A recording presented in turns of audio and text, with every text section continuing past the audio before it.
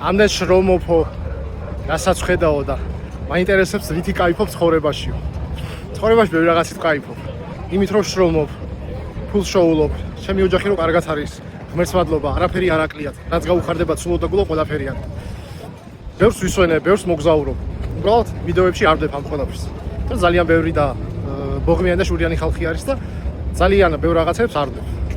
ცურვა, ვარჯიში, ზღვა, საუნა. რა ვიცი, ცხოვრებით кайფობ ზოგადად. ცხოვრება მშვენიერი არის.